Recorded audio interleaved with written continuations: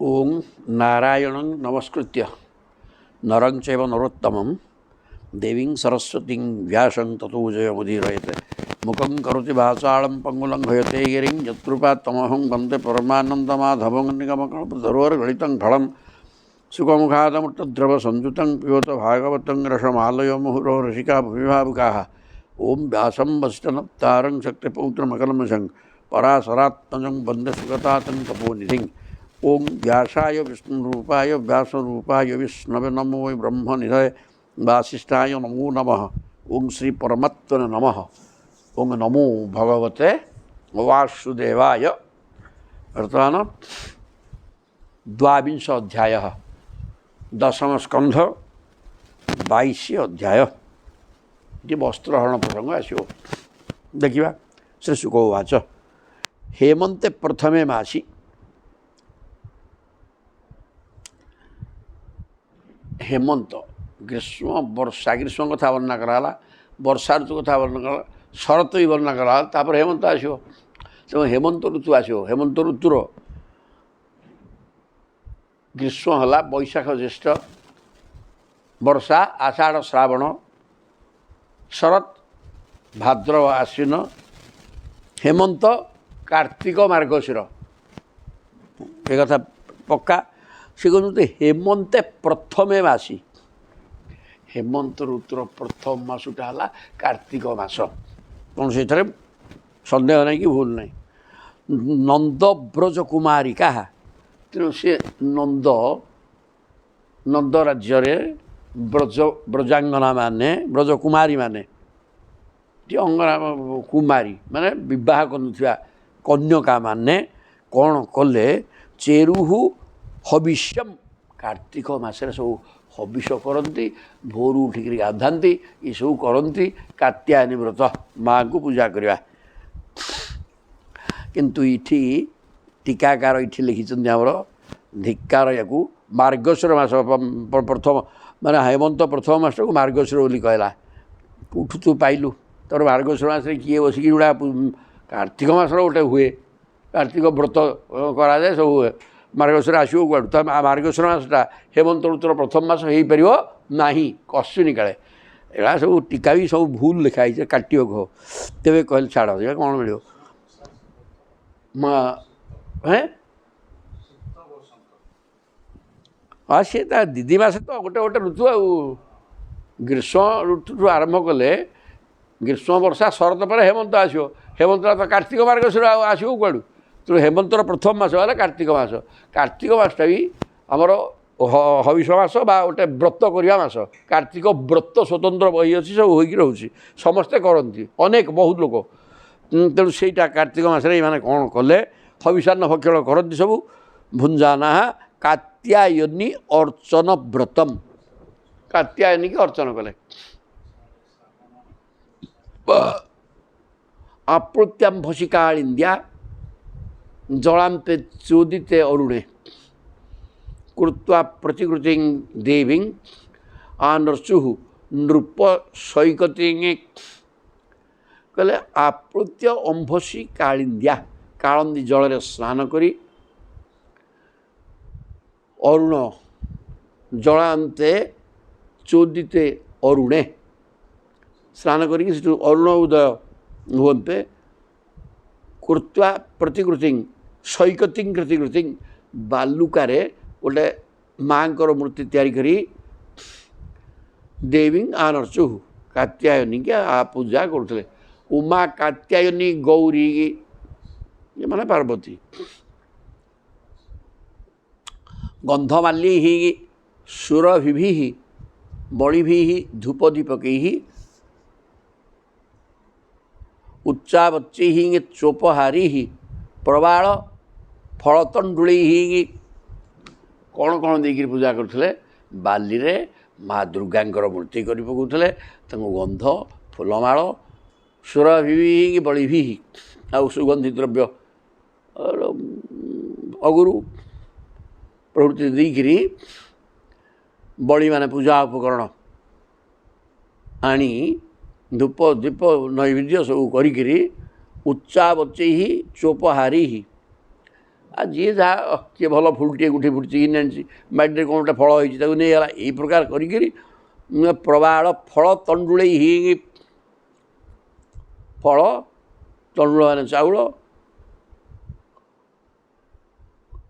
ଚାଉଳ ନେଇକରି ବନ୍ଦାପନା କରିବେ ପୂଜା ଦ୍ରବ୍ୟ ଆଉ ପତ୍ର ଫଲ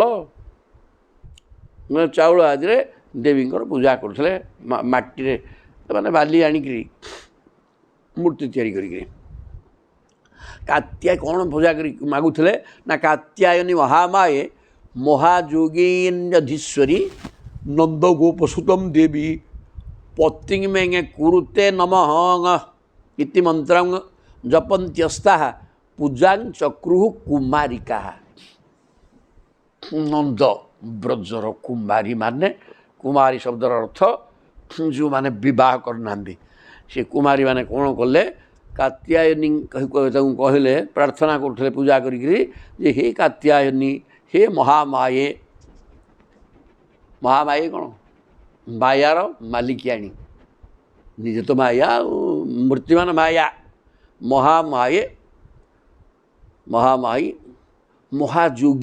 ମହାଯୋଗିନୀ ଅଧୀଶ୍ୱରୀ ତୁମେ ଯୋଗିନୀ ତ ଆଉ ଯୋଗିନୀ ଏବଂ ଅଧୀଶ୍ୱରୀ ଜଗତର ମାଲିକିଆଣୀ ନନ୍ଦ ଗୋପସୁତଂ ଦେବୀ ହେ ଦେବୀ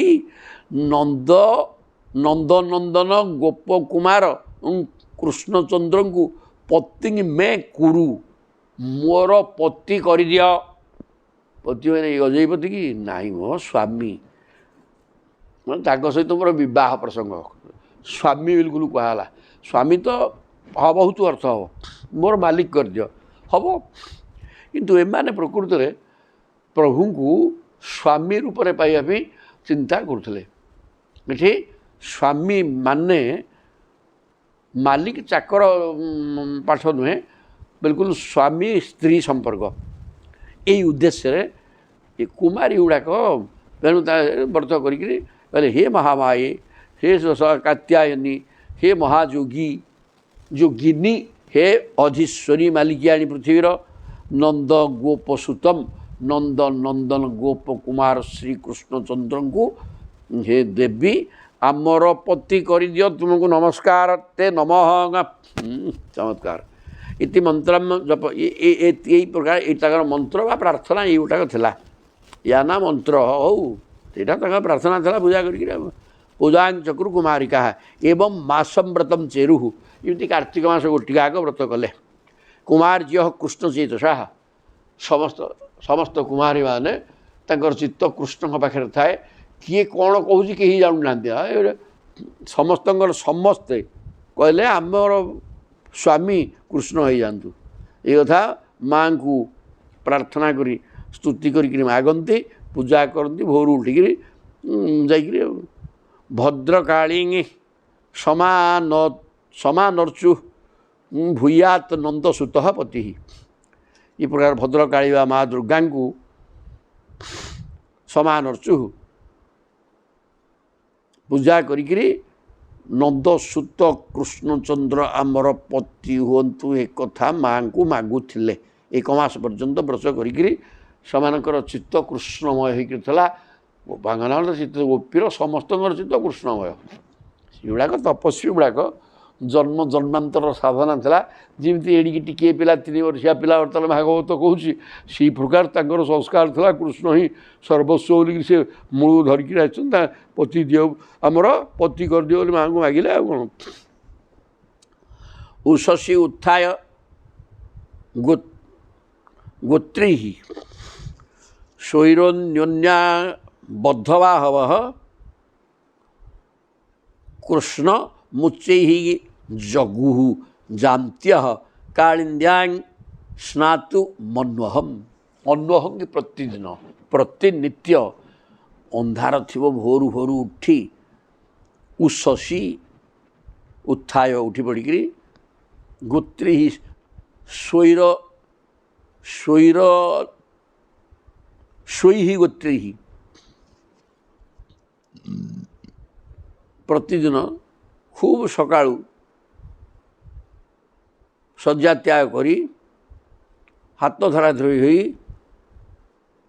ଡକାଡକି ହେଇକିରି ସ୍ୱୈହି ଗୋତ୍ରୈହି ନିଜର ସାଙ୍ଗସାଥି ସମବୟସ ପିଲାମାନଙ୍କୁ ଝିଅ ପିଲାମାନଙ୍କୁ ଡାକି ପରସ୍ପର ଡକାଡକି ହେଇକିରି ଅନନ୍ୟ ବଦ୍ଧ ଭାବହ ଡକାଡକି ହେଇକିରି ହାତକୁ ହାତ ଛନ୍ଦାଛନ୍ଦି ହେଇ କୃଷ୍ଣ ମୁଚେଇ ଯୋଗୁ ଭଗବାନଙ୍କ କାର୍ଯ୍ୟକଳାପ ସୁନ୍ଦର ଭାବରେ ଗୀତ ଆକାରରେ ବୋଲି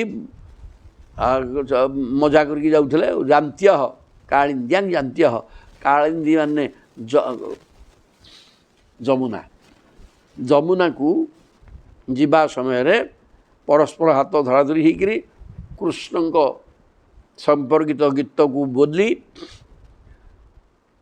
ସ୍ନାତୁଙ୍ଗ ଗାଧୋଇବାକୁ ଯାଉଥିଲେ ପ୍ରତିଦିନ ଭୋରୁ ଉଠିକି। ନଦ୍ୟାଙ୍ଗ କଦାଚିତ୍ ଆଗତ୍ୟ ତୀରେ ନିକ୍ଷିପ୍ୟ ପୂର୍ବବତ୍ ବାସାଂସି କୃଷ୍ଣଂ ଗାୟନ୍ତ୍ୟ ବିଜହୃଃ ଶଲ୍ୟେମୃଦାଙ୍ଗା। ଦିନକର କଥା ନଦ୍ୟାଙ୍ଗ କଦାଚିତ୍ ଆଗତ୍ୟ ଆସିକିରି ତୀରେ ନିକ୍ଷିପ୍ୟ ପୂର୍ବବତ୍ ସବୁଦିନ କ'ଣ କରନ୍ତି ଏଗୁଡ଼ାକ ଉଲଗ୍ନ ହେଇକିରି ଗାଧୋଇବାର ବ୍ୟବସ୍ଥା ଆଗରୁ ଏଗୁଡ଼ାକ ଥିଲା। ଏମିତି ପାଠ ଲେଖା ହେଇଛି। ତେଣୁ ଲୁଗାପଟା ଫିଙ୍ଗି ଦେଇକିରି କୂଳରେ ବାସାଂସି ମାନେ ନିଜର ବସ୍ତ୍ର ଥୋଇ ଦେଇ କୃଷ୍ଣଂ ଗାୟନ୍ତେ କୃଷ୍ଣଙ୍କ କଥା କୀର୍ତ୍ତନ କରିକିରି ବା କୃଷ୍ଣଙ୍କ ନାମରେ ଗୀତ ବୋଲିକିରି ଗାନ କରିକିରି ବିଜହୃଃ ଶଲ୍ୟେ ମୁଦା ସବୁ ପାଣି ଭିତରେ ପଶିକି ଗାଧୋଇବା ବ୍ୟବସ୍ଥା କଲେ।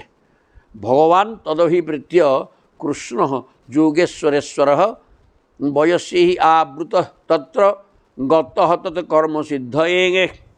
ଭଗବାନ ଦେଖିଲେ ଏମାନେ ମଦଗତ ପ୍ରାଣା ବୋଲେ କୃଷ୍ଣ ଚେତସଃ ବୋଲି କୁହାହେଇଛି ଶବ୍ଦ ମଧ୍ୟ। ତାଙ୍କର ଚିତ୍ତ କୃଷ୍ଣମୟ ହେଇକିରି ଅଛି ଏବଂ ମା କାତ୍ୟାୟନୀ କି ଯୋଗମାୟା ମହାମାୟା ତାଙ୍କୁ ଧ୍ୟାନ କରିକିରି ପୂଜା କରିକିରି ମୂର୍ତ୍ତି କରି ପୂଜା କରି ସବୁଦିନ କହୁଛନ୍ତି କୃଷ୍ଣ ମୋର ପତି ହଉ। ତେବେ କ'ଣ କରିବି ଏଗୁଡ଼ା କରିବି ନା ନାହିଁ? ଭକ୍ତର ଇଚ୍ଛା ପୂରଣ କରିବା ମୋର ଏକମାତ୍ର କର୍ତ୍ତବ୍ୟ, ନହେଲେ ମୋ ସ୍ଥାନ ଟଳମଳ ହେବ। ଆଉ ମୁଁ କେତେ ସମ୍ଭାଳିକି ରହିବି? ମାସେ ହେଇଗଲା। ତେଣୁ ଶେଷ ଦିନ କହିଲେ ୟାଙ୍କର ସଦ୍ୟ ଫଳ ଦିଆଯିବ। ତେଣୁ ଭୋରୁ ଭୋରୁ ଉଠି ଇଏ ମଧ୍ୟ କ'ଣ କଲେ, ସେମାନେ ଆସିକି ଲୁଗାପଟା ଫିଙ୍ଗିରି ଗାଧୋଇବାକୁ ଯିବା ସମୟରେ ଭଗବାନ ପଳାଇ ଆସିଲେ। ଭଗବାନ ତଦଭିପ୍ରେତ୍ୟ ସେମାନଙ୍କର ମନୋଭୀଷ୍ଟ ମନର କାମନା ବୁଝିପାରି କୃଷ୍ଣ ଯୋଗେଶ୍ୱରମାନଙ୍କର ଈଶ୍ୱର ଯୋଗେଶ୍ୱରମାନେ ଯେଉଁ ପ୍ରଭୁଙ୍କୁ ଚିନ୍ତନ କରନ୍ତି ସେଇ ଭଗବାନ କୃଷ୍ଣ ବୟସୀ ତାଙ୍କର ସମବୟସ୍କ ବାଳକମାନଙ୍କୁ ଗୋପାଳ ବାଳକମାନଙ୍କୁ ଧରି ବୃତ ତତ୍ର ଗତଃ ତତ୍ କର୍ମ ସିଦ୍ଧ ସେ ଜାଗାରେ ଆସିକି ପହଞ୍ଚିଗଲେ। ଗୋପକନ୍ୟକାମାନଙ୍କର କର୍ମ ସିଦ୍ଧି ପାଇଁ କର୍ମ କରୁଛନ୍ତି କ'ଣ ପାଇଁ ନା କୃଷ୍ଣ ହୁଅନ୍ତୁ ଆମର ପତି। ତେଣୁ ସେ କର୍ମର ସିଦ୍ଧି ପାଇଁ ନିଜେ ଭଗବାନ ଆସିଲେ। ଆଉ କାହିଁକିନା ମୋତେ ତ ପତି ହେବାରେ ଚାହୁଁଛନ୍ତି, ଆଉ ମୁଁ ସେଠିକି ନ ଗଲେ ପତି କ'ଣ ହେବି? ତେଣୁକରି ତାଙ୍କର ତାଙ୍କର ସେ ମନେ ମନେ କହୁଥିଲେ ପ୍ରଭୁ ଅନ୍ତର୍ଯ୍ୟାମୀ ଏବଂ ସମସ୍ତଙ୍କର ମନର କଥା ଜାଣିପାରନ୍ତି ଏବଂ ଭକ୍ତ ପାଇଁ ସିଏ ବି ବାୟା। ପ୍ରଭୁ ବୁଝି ଯାଇଛନ୍ତି ଯେ ଏମାନଙ୍କର ମନରେ କୌଣସି କ୍ଳେବିଷ କୌଣସି ଆବିଳତା ନାହିଁ, ପରିଷ୍କାର ସ୍ୱଚ୍ଛ ମନରେ ଇଏ ଡାକୁଛନ୍ତି। କୁମାରୀ ଗୁଡ଼ାକ ମାଆକୁ ଏଇ କ'ଣ ପୂଜାଟା ବ୍ୟର୍ଥ ହେଇଯିବ ନା କ'ଣ? ମାସେ କାଳ ଭୋରୁ ଉଠି ମୋ କୃଷ୍ଣମୟ ହେଇକିରି ମୋରି ନାଁରେ ଗୀତ ବୋଲି ନା କୀର୍ତ୍ତନ କରିକି ଯାଉଛନ୍ତି, ଗାଧେଇ ସେଠି ମାଆଙ୍କ ମୂର୍ତ୍ତି ତିଆରି କରି ପୂଜା କରୁଛନ୍ତି। ଏଇଟା କ'ଣ ନିଷ୍ଫଳ ହେଇଯିବ? ନା, କଦାପି ହେବନି। ତେଣୁ ପ୍ରଭୁ ତାଙ୍କର କର୍ମସିଦ୍ଧି ପାଇଁ ଆସିକି ପହଞ୍ଚିଗଲେ ସେଠି। ଆଉ କ'ଣ କଲେ? ବାସାଂସି ଉପାଦାୟ ନିପ ମାରୁହ ସତ୍ପର ହସଦ୍ଭି ପ୍ରହସନ ବାଳୀ ପରିହାସ ମୁବାଚ। ପଳେଇ ଆସିଲେ ଯେତେବେଳେ ଦେଖିଲେ ଲୁଗା ଫିଙ୍ଗି ଦେଇକି ଯାଇକିରି ଗାଧଉଛନ୍ତି। ହଉ ବସନ ହସ୍ତରେ ଧରିଣ ଚଢ଼ିଲେ ଗଛ ପରେ ପୁଣ। କି ଗଛ ସେଇଟା? ନା ନିପ ମାନେ କ'ଣ ସେଇଟା? କଦମ୍ବ ଗଛରେ ଚଢ଼ିଗଲେ ସତ୍ୱର ଅତି ଶୀଘ୍ର। ତାଙ୍କର ସେ ଗାଧଉଛନ୍ତି ହସ ଖୁସି ହେଇକିରି, କିଏ ବସ୍ତ୍ର ନେଲାଣି କିଏ ଆସିଲାଣି ତାଙ୍କର ଚିନ୍ତା ନାହିଁ। ତେଣୁ ପ୍ରଭୁ ଚୁପଚାପ ପଳେଇ ଆସି ତାହେଲେ ଭୋର ସମୟଟା ଭଲ କି ଫର୍ଚ୍ଚା ହେଇନି ଆଉ ଏ ପ୍ରକାର ଅବସ୍ଥାରେ ପଳେଇ ଆସିକି ସିଏ ବସ୍ତ୍ର ଗୁଡ଼ିକ ଧରିକିରି କଦମ୍ବ ଗଛେ ଗଲେ ଚଢ଼ି ହସତ୍ ବି ପ୍ରହସନ ବାଳି ଯେହେତୁ ଏ ପ୍ରକାର ଗୋଟେ କର୍ମ କଲେ ହସୁଛନ୍ତି ଲୁଗାପଟା ସବୁ ରଖିଦେଇକିରି ଇଆଡ଼େ ହସୁଛନ୍ତି ସବୁ ବାଳକମାନେ ଠୋ ଠୋ ହସିଲେ ଲୁଗାପଟା ଯେତେବେଳେ ନେଇକିରି ବାନ୍ଧିଦେଲେ କେହି ଦେଖି ନାହାନ୍ତି କିଛି କହୁନାହାନ୍ତି ତାପରେ ହସିବାଟା ଜୋର ହେଲା ସମସ୍ତେ ଗଛରେ ଚଢ଼ିକିରି ହସିଲେ ପରିହାସ ଏବଂ ଥଟ୍ଟା ପରିହାସ ଆରମ୍ଭ କରିଦେଲେ କ'ଣ କଲେ ଅତ୍ର ଆଗତ୍ୟ ବଳାହା କାମଂ ଶୋଷଂ ବାସଃ ପ୍ରଗୃହ୍ୟତାଂ ସତ୍ୟଂ ବ୍ରବାଣିନୋ ନ ନର୍ମ ଯତ୍ ଜୁୟଂ ବ୍ରତ କର୍ଷିତା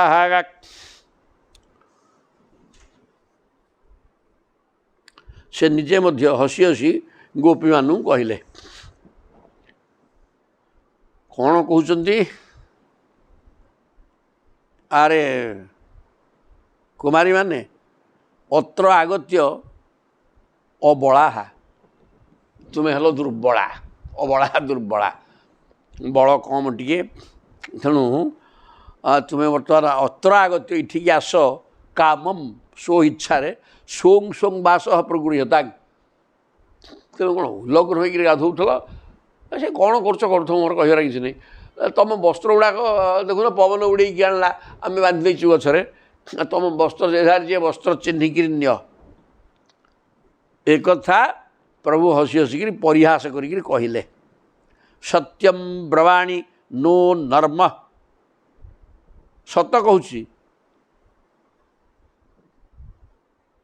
ଇଏ ଥଟ୍ଟା ପରିହାସ ନୁହଁ ମୁଁ ସତ କହୁଛି ଯେ କହିବ ନାହିଁ ଗୋଟେ ଆମେ କୁମାରୀ ଗୁଡ଼ାକ ଉଲଗ୍ନ ଅବସ୍ଥାରେ ଅଛନ୍ତି ଏ ଗୋଟେ ଥଟ୍ଟା କରୁଛ ତୁମେ ନାଇଁ କି ନା ସେମିତି ଗୋଟେ ଭାବନି ମୁଁ ପୁରା ସତ କହୁଛି ଥଟ୍ଟା ପରିହାସ ନୁହଁ ଆସିକିରି ଯେ ଯାହାର ନ ନର୍ମ ଯତ୍ ଜୁୟଂ ବ୍ରତ କର୍ଷିତା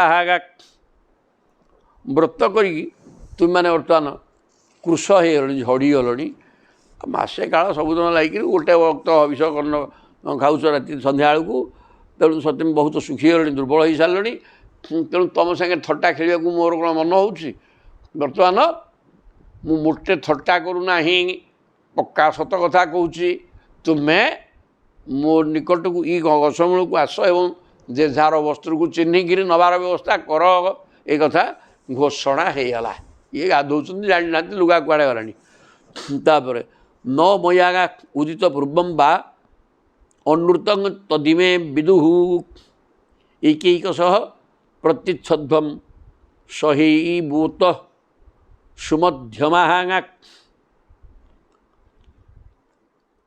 କହିଲେ ସହ ଏବ ଉତ ଏକୈକଶଃ ପ୍ରତିଚ୍ଛଧ୍ୱଂ ଜଣ ଜଣ ହେଇକିରି ଆସ ଅଥବା ଆସୁନ ସମସ୍ତେ କିଛି ମୋର କହିବାର ନାହିଁ ସହ ଏବ ସାଙ୍ଗସାଥି ହେଇକି ସମସ୍ତେ ଆସିପାର ଜଣ ଜଣ ହେଇକି ଆସିଲେ ହେବ ବି ଆସିକିରି ତୁମର ଯେଝା ଲୁଗାକୁ ଯିଏ ଚିହ୍ନିକିରି ହେ ସୁମଧ୍ୟମା ଉତ୍ତମ ମଧ୍ୟ ମାନେ କଟି କଟି ଦେଶ କ୍ଷୀଣ କଟି ଏଇଟା ଗୋଟେ ସୌନ୍ଦର୍ଯ୍ୟ ବର୍ଣ୍ଣନା କରିଦେଲେ ପ୍ରଭୁ ତେଣୁ କହିଲେ ହେ ସୁନ୍ଦରୀ ମାନେ କ୍ଷୀଣ କଟି ହେଇଥିବା ସୁନ୍ଦରୀ ମାନେ ଜଣ ଜଣ କିରି ଆସ କିମ୍ବା ମେଳମାଳ ହେଇକିରି ଆସ ଆସିକିରି କ'ଣ କର ନ ମୟା ବସ୍ତ୍ର ନେଇଯାଅ କାହିଁକି ନା ମୟା ଅନୃତଂ ନ ଉଦିତ ପୂର୍ବମ୍ ତୁମେ ସବୁ ଜାଣିଛ ତେଣୁ କ'ଣ ଦିନିକିଆ ଆଜି ଦିନକ ମୋତେ ଚିହ୍ନିଲ କି ନାହିଁ ମ ଦୀର୍ଘ ଦିନ ହେଲାଣି 7-8 ବର୍ଷ ହେଇଗଲାଣି ତେବେ ମୋତେ ଚିହ୍ନୁଛ ତେଣୁ ମୁଁ କେବେ ମିଛ କହେନି ଅନୃତମ୍ ନ ମୟା ଉଦିତମ୍ ଅନୃତଂ କି ମିଥ୍ୟା ମୟା ନ ଉଦିତଂ ମୁଁ କେବେ କହେ ନାହିଁ ଏ କଥା ତୁମେ ଅଛ ଜାଣିକି ତ ତିମେ ବିଦୁଃ ଆଉ କୁମାରୀଗଣ ତେଣୁ ତୁମେ ଆସିକିରି ନିଅ ଆଉ ମୋର ବିଲକୁଲ ପକ୍କା ସତ କଥା କହୁଛି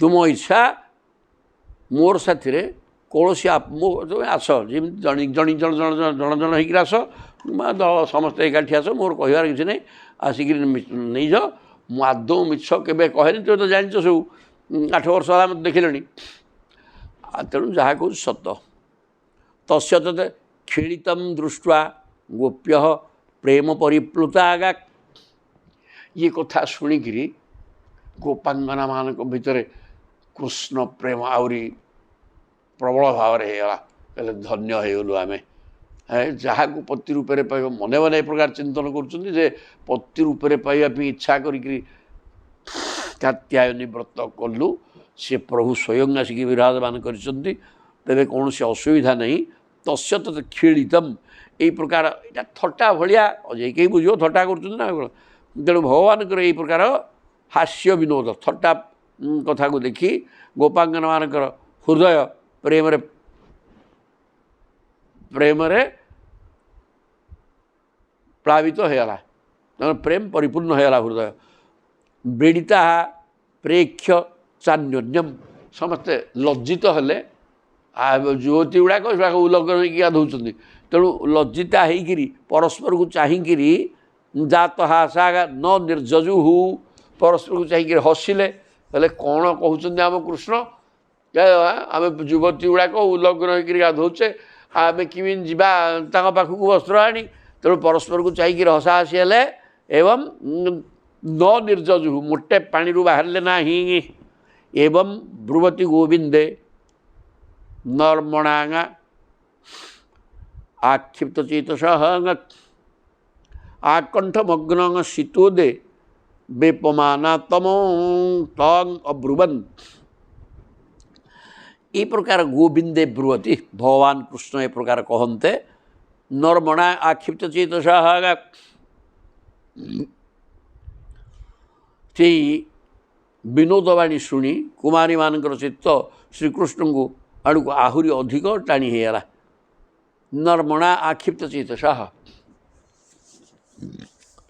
से तो कृष्ण प्रति आकृष्ट होते मन शरीरटा कृष्णकर शरीर प्रदान करने लक्ष्य थे तेणु कृष्णकर ये प्रकार निजर उपस्थिति ता सहित वस्त्र भाया जिनस नहीं बांधि सारे गचरे एवं कहते उल्लग्न होकर मो सामना को आस ये कथा शुणी जी पति रूप में पाइबा मसे काल तपस्या करने एक कथा शुणिकी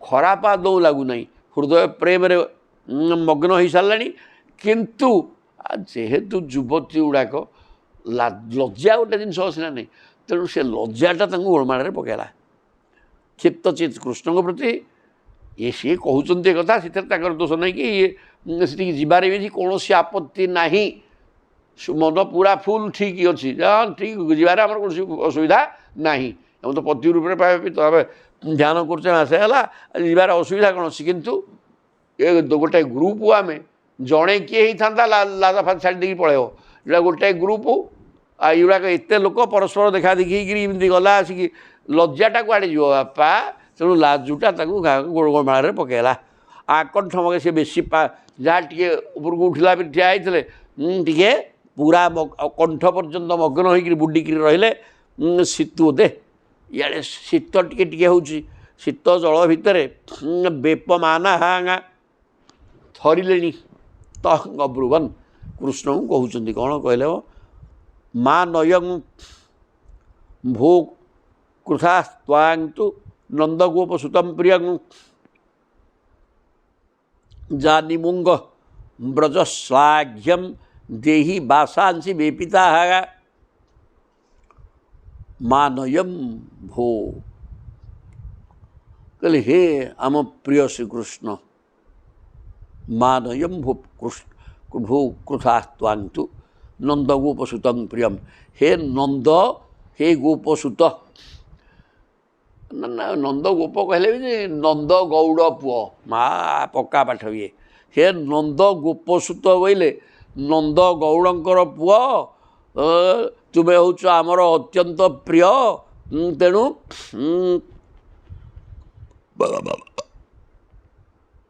एपरी अनीति काम करनी माँ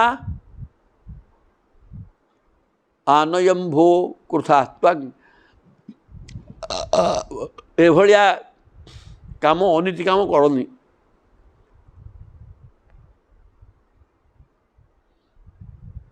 तुम्हें हूँ नंद राजांकर पुओ नंद गौड़ंकर पुओ आमर अति प्रिय किंतु ये जो कथाटी करने को जाऊच आम ପାଣି ଭିତରେ ଅଛୁ ଯୁବତୀ ଗୁଡ଼ାକ ଉଲଗ୍ନ ଅବସ୍ଥାରେ ତୁମେ କହୁଛ ପାଣିରୁ ବାହାରିକି ପଳେଇ ଆସିକି ଲୁଗା ନିଅ, ଏଇ କଥାଟା ଅନୀତି ହେଇଯାଉଛି, ଏଇଟା ଠିକ୍ ହେଉନି। ଜାନିମହ ଅଙ୍ଗ ବ୍ରଜ ଶ୍ଲାଘ୍ୟମ୍, ତୁମେ ହେଉଛ ବ୍ରଜର ସବୁଠାରୁ ପ୍ରଶଂସନୀୟ ବ୍ୟକ୍ତି, ସମସ୍ତେ ତୁମକୁ ସମ୍ମାନ ଦିଅନ୍ତି ଓ ପ୍ରଶଂସା କରନ୍ତି। ଦେହି ବାସାଂଶୀ ବେପିତା, ଆମେ ବର୍ତ୍ତମାନ ଶୀତରେ ଥରିଲୁଣି, ଆଉ ବସ୍ତ୍ର ଆମର ଦେଇଦିଅ। ଆଉ ସେ ଉଲଗ୍ନ ଅବସ୍ଥାରେ ଆମେ ଯିବୁ କେମିତି? ତୁମକୁ ସାଧାରଣ ଜ୍ଞାନ ତୁମର ନାହିଁ, ଏଇଟା ଅନୀତି ହେଇଯାଉଛି, ଏ କଥା କର ନାହିଁ। ତୁମେ ନନ୍ଦରାଜା ରାଜା ଗୌଡ଼, ନନ୍ଦ ଗୌଡ଼ଙ୍କର ପୁଅ, ଆମର ମଧ୍ୟ ଅତ୍ୟନ୍ତ ପ୍ରିୟ, କିନ୍ତୁ ଯାହା କରିବାକୁ ଯାଉଛ ଏଇଟା ନୀତି କଥା ନୁହେଁ। ଜାନିମ ଅଙ୍ଗ, ତୁମେ ହେଲ ବ୍ରଜର ପ୍ରଶଂସନୀୟ ପୁରୁଷ, ଆଉ ବସ୍ତ୍ର ଗୁଡ଼ିକ ଦେଇଦିଅ, ଆମେ ଶୀତରେ ଥରୁଛୁ। ଶ୍ୟାମ ସୁନ୍ଦର ତେ ଦାସ୍ୟା ହାଗା କର ବାମ ତବୋଦିତମ୍ ଦେହି ବାସାଂଶୀ ଧର୍ମଜ୍ଞ ନୋଚେତ ରାଜ୍ఞେ ବ୍ରୁବାମ ହେଗେ। ଏଠି ସେଠୁ ଧମୁକେଇଲେ, କ'ଣ କହୁଛନ୍ତି? ହେ ଶ୍ୟାମ ସୁନ୍ଦର ତେ ଦାସ୍ୟା, ଶ୍ୟାମ ସୁନ୍ଦର, ଶ୍ୟାମଳ ବର୍ଣ୍ଣ ଏବଂ ଅତ୍ୟନ୍ତ ସୁନ୍ଦର ପୁରୁଷ ଆପଣ। ଆଉ ସେ ସୁନ୍ଦର, ଇଏ ସୁନ୍ଦର, ଆଉ ତେଣୁ ସୁନ୍ଦର, ଆମେ ତୁମର ଦାସୀ ଗୁଡ଼ାକ। କରବାମ ତବୋଦିତମ୍, ଯାହା ଆପଣ କହୁଛନ୍ତି ଆମେ କରିବୁ। ଆଉ ସେ ତ କହୁଛନ୍ତି ପଳେଇ ଆସ ବସ୍ତ୍ର ନେଇଯାଅ, କରୁନ, ଆଉ ପୁଣି କହୁଛ କ'ଣ ଏପଟ ସେପଟ କଥା? ନା, କହୁଛ ତୁମେ ଯାହା କହୁଛ ଆମେ କରିବୁ। ସିଆ ସତ କଥାଟା ମଧ୍ୟ, ସିଏ ଯାହା କହିଲେ ସିଆ ହେଲା, ଇଏ ସିଆ କହୁଛନ୍ତି ତୁମେ ଯାହା କହୁଛ ଆମେ କରିବୁ, କିନ୍ତୁ କରୁନାହାନ୍ତି। ହେ ଶ୍ୟାମ ସୁନ୍ଦର, ଆମେ ତୁମର ଦାସୀ, ତୁମେ ଯାହା ଦାସୀ ତ ଚାକରଟା ଯାହା ସ୍ୱାମୀ ଆଦେଶ ଦେବ ସିଆ କରିବା କଥା, ତେଣୁ ଆମେ କରିବୁ। ଦେହି ବାସାଂଶୀ ଧର୍ମଜ୍ଞ, ତୁମର ଧର୍ମଜ୍ଞାନ ଅଛି, ଏଇଟା ନୀତି କଥା ନୁହେଁ। ଯୁବତୀ ଗୁଡ଼ାକ ଉଲଗ୍ନ ଅବସ୍ଥାରେ ଅଛୁ, କେମିତି ଲଜ୍ଜା ଛାଡ଼ିକିରି ଆମେ ଯିବୁ ବସ୍ତ୍ର ଆଣି? ତେଣୁ ହେ ଧର୍ମଜ୍ଞାନୀ, ତୁମେ ଠିକ୍ ଜାଣିଛ ଏଇଟା ଠିକ୍ କାମ ଆମର ହେବନି ବା ବସ୍ତ୍ର ଆଣିବାକୁ ଗଲେ, ତେଣୁ ବର୍ତ୍ତମାନ ବସ୍ତ୍ର ଗୁଡ଼ିକ ଆମକୁ ଦେଇଦିଅ। ଯଦି ନ ଦିଅ, ଧମକେଇଲେ, ରାଜ୍ఞେ ବ୍ରୁବାମ ହେ, ତାହେଲେ ରାଜାଙ୍କ ଆଗରେ ଯାଇକି କହିବୁ, ରାଜାଙ୍କ ଆଗରେ ତୁମ୍ଭ ନାମରେ କେସ୍ କରିବୁ। କହିଲେ ଆଚ୍ଛା, କୃଷ୍ଣ କହିଲେ ଆଚ୍ଛା, ଇଏ ମୋତେ ଧମକେଇଲେନି କି? ସେ ଭଗବାନ ବାଚ କହିଲେ ଭବତ୍ୟୁ ଯଦି ମେ ଦାସ୍ୟ ମୟୋକ୍ତଂ ବା କରିଷ୍ୟଥ, ତୁମେ ନିଜେ କହୁଛ ଯେ ଆମେ ଆପଣଙ୍କର ଦାସୀ, ଦାସୀଙ୍କର କାମ କ'ଣ? ସ୍ୱାମୀ ଯାହା ନିର୍ଦ୍ଦେଶ ଦେବ କରିବ, ଆଉ ମୁଁ ତ ନିର୍ଦ୍ଦେଶ ଦେଉଛି, ଆଉ ମୟା ଉକ୍ତଂ ବା କରିଷ୍ୟଥ, ମୁଁ ଯାହା କହିଲି ସେଇଆ ହିଁ କର। ମୁଁ କ'ଣ କହିଛି? ବାଡ଼ିରୁ ବାହାରିକି ପଳେଇ ଆସ, ବସ୍ତ୍ର ନେଇଯା, ତୁମେ ନିଜେ କହୁଛ ଦାସୀ ଆମେ, ଦାସୀ ତ ନିର୍ଦ୍ଦେଶ ପାଳନ କରିବା କଥା, ତୁମେ କରୁନ। ଅତ୍ର ଆଗତ୍ୟ ସ୍ୱବାସାଂଶୀ ପ୍ରତିଚ୍ଛନ୍ତୁ ଶୁଚିସ୍ମିତା, ଏଇ ଜାଗାକୁ କଦମ୍ବ ଗଛ ମୂଳକୁ ଚାଲି ଆସ, ନିଜ ନିଜର ବସ୍ତ୍ରକୁ ନେଇଯାଅ। ହେ ମଧୁର ହାସିନୀ, ମିଠା ହସ ହସୁଥିବା ବ୍ରଜ ଯୁବତୀଗଣ, ତୁମେ ତ ଦାସୀ ବୋଲି କହୁଛ, ଦାସୀ ତ ସ୍ୱାମୀର ନିର୍ଦ୍ଦେଶ ପାଳନ କରେ, ଆଉ ମୁଁ ତ କହିଲି ଆସିକିରି ନିଅ ବୋଲି, ଇଆଡ଼େ ଦାସୀ କହୁଛ କାମ କାହିଁ? କଥା ଖାଲି କହୁଛ କାମ କାହିଁ ଯେ? ମୁଁ ଦାସୀ କହୁଛ, ମୁଁ ତ କହୁଛି ଆସିକିରି ନେଇଯାଅ, ତାହେଲେ ସ୍ୱାମୀର କଥା ମାନିବା କଥା, ତେଣୁ ତା କରୁନା। ତେଣୁ ଏଠିକି ଆସ, ବସ୍ତ୍ର ନେଇଯାଅ। ତତଃ ଜଳାଶୟାତ ସର୍ବା ଦାରିକାଙ୍ଗା ଶୀତ ବେପିତା ପାଣିଭ୍ୟାଙ୍ଗ ଯୋନିମା ଛାଦ୍ୟ ପ୍ରତ୍ୟେରୁ ଶୀତକର ସୀତା। ତାପରେ କ'ଣ କରିବେ ଦେଖିଲେ, ଆଉ ତ ବାଟ ନାହିଁ, ଆଉ ରାଜାଙ୍କୁ କହିଦେବେ ବୋଲି ଧମକେଇଲେ, ପ୍ରଭୁ ଶୁଣିବାର ନାହିଁ। ତୁମେ ଧମକେଇଲେ ମୁଁ କେଉଁଠି ଶୁଣୁଛି? କ'ଣଟେ ଯାଇକି ରଜାକୁ କହିବ, କହଲା? ରଜାଙ୍କୁ କହିବାର ଏଠି କିଛି ପାଠ ନାହିଁ। କହିଲେ ଦୋଷୀ ନିଜେ ହେବେ, କାହିଁକିନା ଆମେ ଉଲଗ୍ନ ହେଇକିରି ଗାଧୋଉଥିଲୁ, ଲୁଗା କୂଳରେ ଥୁଆ ହେଇଥିଲା, ତାକୁ ସିଏ ନେଇଯାଇଛନ୍ତି, ଏଇଭଳିଆ କହିଲେ କ'ଣ ହେବ? ନିଜର ଦୋଷ ନା ନାହିଁ। ତେଣୁକରି ଗୋଟେ କହିଦେଲେ କହୁ କହୁ ତାର କିଛି ଅର୍ଥ ନାହିଁ। ଏ କଥା ବିଚାର କରି ସେମାନେ କଲେ କ'ଣ? ଜଳାଶୟାତ ସର୍ବା ଦାରିକା ଶୀତ ବିବିତା ସମସ୍ତେ ଏଠି ବସ୍ତ୍ର ହରଣର ତାତ୍ପର୍ଯ୍ୟ ହେଲେ କହିବା ଆଉ ଟିକେ ଯାଉ କ'ଣ କଲେ ଶୀତରେ କମ୍ପୁଛନ୍ତି ତେଣୁ ସମସ୍ତେ ଜଳାଶୟ ଭିତରୁ ବାହାରିଲେ ବାହାରିକିରି ପାଣି ଭ୍ୟାଙ୍ଗ ଜୋନିବା ଛାଦ୍ୟ ହାତରେ ଗୋଟିଏ ହାତରେ ମୂତ୍ରାଶୟ ଜୋନିକି ଆଚ୍ଛାଦନକୁ ଘୋଡ଼େଇକିରି ପ୍ରତ୍ୟେରୁହୁ ଶୀତକର୍ଷିତା ହାଗା ସେମାନେ ଯମୁନାରୁ ବାହାରି ଆସିଲେ।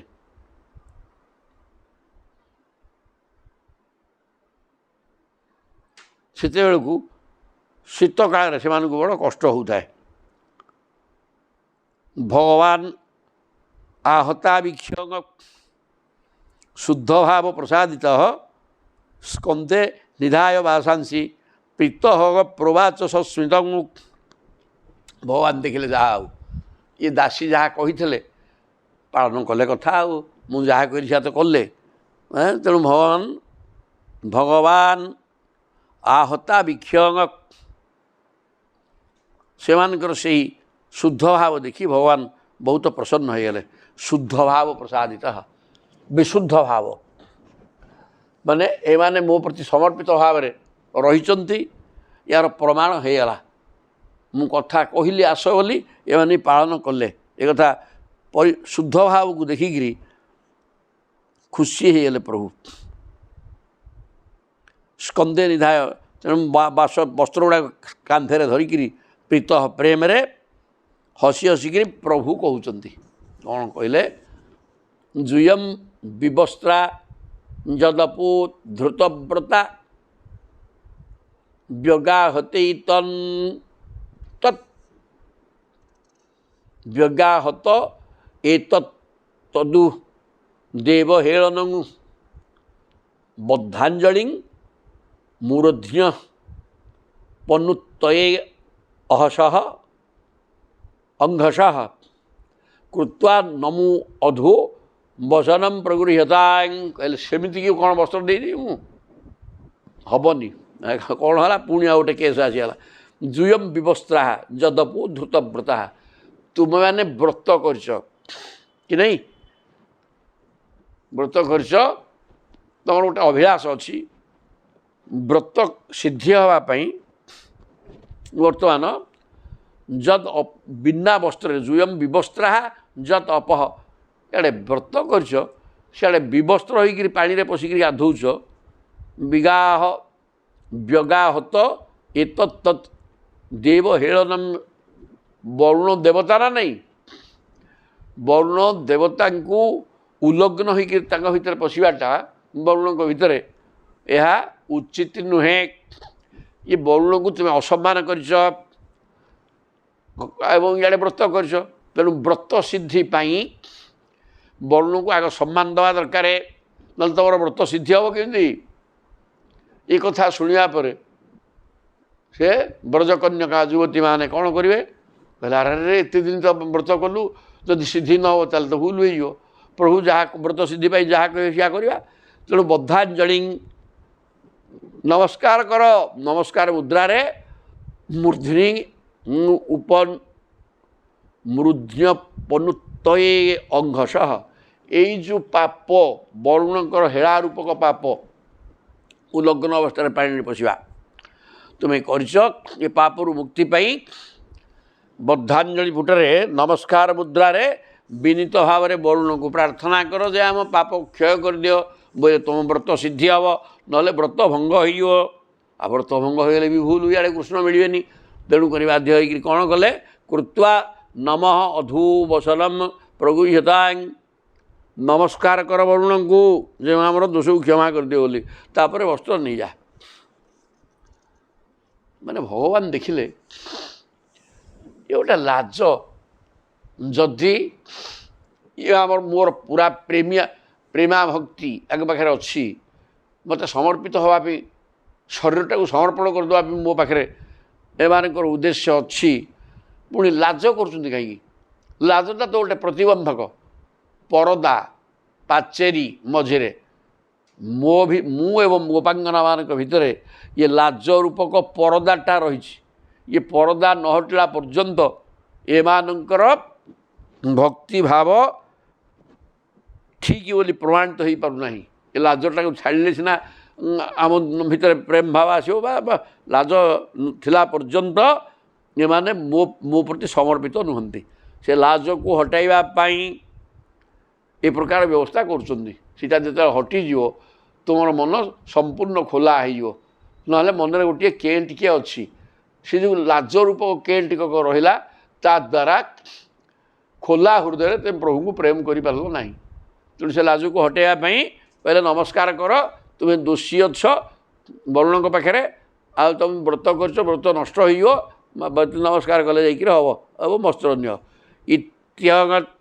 इति अच्युते नाभिहित व्रजा व्रजा बड़ागा मत्वा विवस्त्रा प्लवन व्रतच्युते तत्पूर्ति कामहांग तदशेष कर्मणा साक्षात कृत मेमुहु अबद्य मृग जतः तापर कौन कले इे कले ये जो कर्म कले लाज छाड़ा को हम न कले व्रत भग्न हम कहले व्रतुटा भंगन हेल्ले भूल आमर कृष्ण ही सर्वस्व ये शरीर कृष्ण एवं शरीरटा कृष्ण को दिज्व आ शरीर तो देदेव घोड़ौच कौन अंग घोड़ा दरकार कौन लाज छाड़ आग लाज छाड़ी शरीर दब ना तेणुक लज्जा त्याग प्रभु यहाँ को व्यवस्था कले ये लाज हूँ प्रतिबंधक प्रेमर तेणु तुम्हें शुद्ध प्रेम करूना मो प्रति ये कथा चिंता करी इति अच्युतेन अभिहितम प्रभु ये कथा कहीदे ब्रजवाला मत्वा विवस्त्रा प्लवन व्रतच्युते प्रकृत में विवस्त्र होकर आम वरुण माने जल भितर प्रवेश करवा व्रत विघ्नकारी हम यहाँ भूल कथा आम करे तेणुक वरुण को प्रार्थना करवाटा ठीक कृष्ण आमर प्रभु भूल कहूना एक कथा मन मन बुझीगले बुझी तत्पूर्ति काम हाँ तेणु व्रतटा कृष्ण आमर पति हूँ व्रतर तात्पर्य तो यह ना तार फल यहाँ फल मिल कि तेणु बाध्य व्रत पूर्ण हवा कामना करी तदशेष कर्मणा कहले हौ प्रभु जहाँ कहते सिया करवा ना व्रत भग्न होम कृष्ण को पति रूप पाइबा केमती साक्षात कृतं नेमुहु अवद्य मृगजत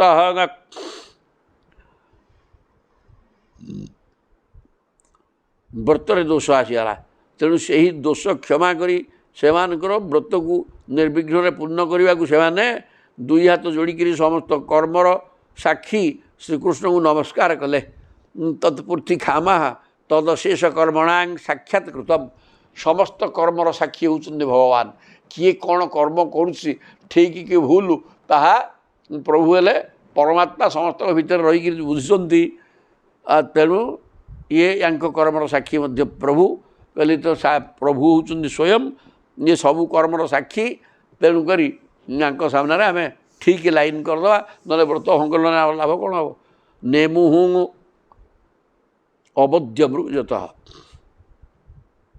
श्रीकृष्ण को नमस्कार कले कारण तांकु नमस्कार करे सकल त्रुटिओ अपराध मार्जन हो वरुण को नमस्कार कर ये कहले वरुण किए से आपण तो सर्वोच्च मालिक मालिक देवता मानकर देवता आपण तेणु समस्त कर्मर साक्षी आपण किए कौन करुच्ची आपण सब समस्त भितर बसिकी ताकू देखुंत तदनुसार फल दौरान आपण तेणु कृष्ण को नमस्कार कले एक सुंदर कथा ताहा तथा तथा बनता दृष्टा भगवान देवकी सुत वासांसी ताभ्य प्रायच्छत करुण तेन तोषित ताहा तथा अवनता दृष्टा से माने जहाँ कहले भगवान कृष्ण से कथा करने बाध्य हेले जोड़ हस्त प्रभु को प्रणाम कले एक कथा देखिक भगवान देवकी नंदन भगवान कौन कले वासांसी तेभ्य प्रायच्छत जेधा वस्त्र देदेले କରୁଣ ତେନ ତୋଷିତ କରୁଣା ଉଦ୍ରେକ ହେଲା, ତାଙ୍କ ହୃଦୟରେ କରୁଣା ଉଦ୍ରେକ ହେଲା, ସେ ସେମାନଙ୍କର ବସ୍ତ୍ର ଫେରାଇ ଦେଲେ। ଦୃଢ଼ ପ୍ରଲବ୍ଧାସ୍ତ୍ର ପୟାଗାଚ ହା ପିତା ପ୍ରସ୍ତୁଭିତା କ୍ରୀଡ଼ନ ବଚ୍ଚ କାରିତା ବସ୍ତ୍ରାଣି ଚୈବା ପହୃତାନ୍ୟଥାପ୍ୟମୁ ତାହା ନାଭ୍ୟ ସୁୟନ ପ୍ରିୟ ସଙ୍ଗ ନିବୃତ୍ତା। ପ୍ରିୟ ପରୀକ୍ଷିତ କହୁଛନ୍ତି ଦୃଢ଼ ପ୍ରଲବ୍ଧା ତ୍ରପୟାଚ ହା ପିତା। ଇଏ ବର୍ତ୍ତମାନ କହିଲେ ହେ ପରୀକ୍ଷିତ ମହାରାଜ, ସୁଖଦେବ କହୁଛନ୍ତି ଶ୍ରୀକୃଷ୍ଣ ସେଇ କୁମାରୀମାନଙ୍କୁ ଛଳନାପୂର୍ଣ୍ଣ ବଚନ କହିଲେ, ସେମାନଙ୍କର ଲାଜ ସଙ୍କୋଚ ସାରିଦେଲେ। ଲଜ୍ଜା ଆଉ ଲାଜ ହେଇକି ରହିଲା କି? ତ୍ରପୟାଚ ହା ପିତା, ତାଙ୍କ ଲଜ୍ଜା ସର୍ବ ସବୁ ଶେଷ ହେଇଗଲା। ଆଉ ପ୍ରଭୁଙ୍କ ଦ୍ୱାରା ସେମାନେ ଛଳନାପୂର୍ଣ୍ଣ କଥା କହି ସେମାନଙ୍କର ଲଜ୍ଜାକୁ ହଟେଇ ଦେଲେ ପ୍ରଭୁ।